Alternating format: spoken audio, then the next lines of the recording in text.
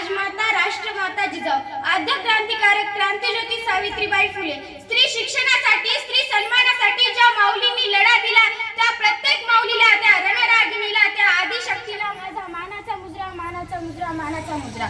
अहो झोपेचं सोंग घेतलं त्यांना उठवावं कसं, अहो झोपेचं सोंग घेतलं त्यांना उठवावं कसं, बहिरेपणाचं ढोंग घेतलं त्यांना सुलवावं कसं, बहिरेपणाचं ढोंग घेतलं त्यांना सुलवावं कसं.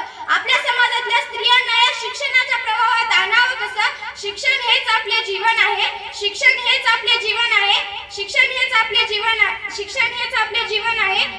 शिक्षण घ्यावं कसं, पटवून द्यावं कसं, पटवून द्यावं कसं. आपला देश खूप प्रगती करत आहे, प्रगतीच्या वाटचालीस आहे, पण तरीही आपल्या देशात, आपल्या समाजात स्त्रियांना जेवढं महत्त्वाचं स्थान मिळायला पाहिजे तेवढं नाही मिळत. स्त्रियांना जेवढं महत्त्वाचं स्थान मिळायला पाहिजे तेवढं नाही मिळत. म्हणूनच एका स्त्रीला, एका मुलीला तिच्या गर्भातच मारून टाकलं जायचं, तिच्या गर्भातच मारून टाकलं जायचं. तिच्या जन्मा अगोदरच तिचं बालपण हिरावून घेतलं जायचं, तिच्या जन्मा अगोदरच तिचं बालपण हिरावून घेतलं जायचं.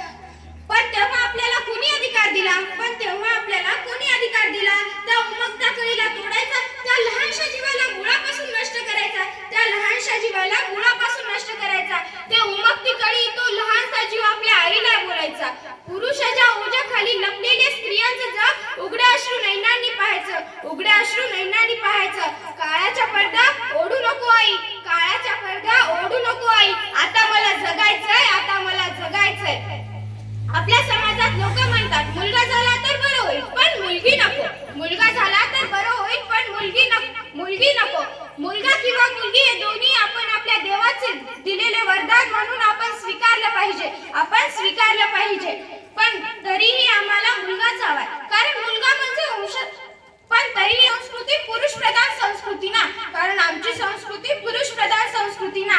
रात्री दारू प्यायचं आणि बायकांना मारायचं हीच का हो आपली पुरुष प्रधान संस्कृती? मला कोणी सांगू शकेल का हीच का हो आपली पुरुष प्रधान संस्कृती? पण तरी आम्हाला मुलगाच हवाय, कारण मुलगा म्हणजे वंशाचा दिवा, कारण मुलगा म्हणजे वंशाचा दिवा. आणि मुलगी दिव्याची पंथी नाही का बनू शकत, मुलगी वंशाची पंथी नाही का बनू शकत. तिला पण हक्क आहे, तिला पण हक्क आहे. मुलगा फक्त एकाच घरचा दिवा,